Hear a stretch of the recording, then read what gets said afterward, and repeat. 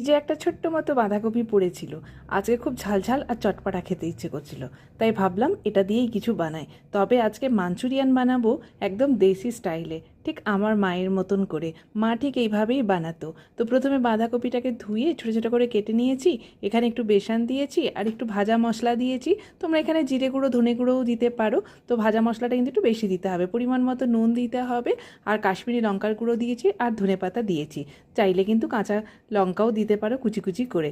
তো এটা 15 minute just মেখে রাখবে, দেখবে একদম মাখা মাখা হয়ে গেছে, কোনো জল টল কিচ্ছু বেরোবে না। খুব সুন্দরভাবে দেখবে এটা সেট হয়ে যায়। এরকমভাবে একটু চ্যাপটা চ্যাপটা করে এই ডোগুলোকে আমি বানিয়ে নেব, মানে কোফতাগুলো বানিয়ে নেব বলতে পারো। আমি একটা বড় মাপের পেঁয়াজ নিয়েছি, টমেটো নিয়েছি, রসুন, আদা, লঙ্কা নিয়েছি, আর এর মধ্যে একটু ধনে দেবো আর একটুখানি জিরে দেবো। তারপরে এটাকে এক পেস্টটা বানিয়ে নেব। আর এদিকে কোফতাগুলোকে তেলে ভেজে নেব, একটু বেশি তেল দিয়েছি, এই তেলেই কিন্তু ভেজে পুরো রান্নাটাকেই আমি করে নেব। তো এইভাবে বড়াগুলোকে ভেজে উঠিয়ে নিলাম। এবারে সর্ষের তেল দিয়েছি, তাতে একটু জিরে ফোড়ন দিয়েছি, একটু কাশ্মীরি লঙ্কার গুঁড়ো দিয়েছি। তারপর ওই বেটে রাখা মশলাটা এখানে অ্যাড করে দেবো। মশলাটাকে ভালো করে ভাজবো। ভাজা যখন হয়ে যাবে তখন মানে ভাজতে ভাজতে একটু নুনটা দিয়ে দেবো, আর একটু কাসুরি মেথিকে এখানে থেতো করে দিয়ে দিলাম। তারপর মশলাটা যখন ভাজা হয়ে যাবে তখন একটু জল অ্যাড করলাম। আজকে আর গরম জল অ্যাড করলাম না, চাইলে গরম জল অ্যাড করতে পারো, আমি নর্মাল জলই অ্যাড করেছি।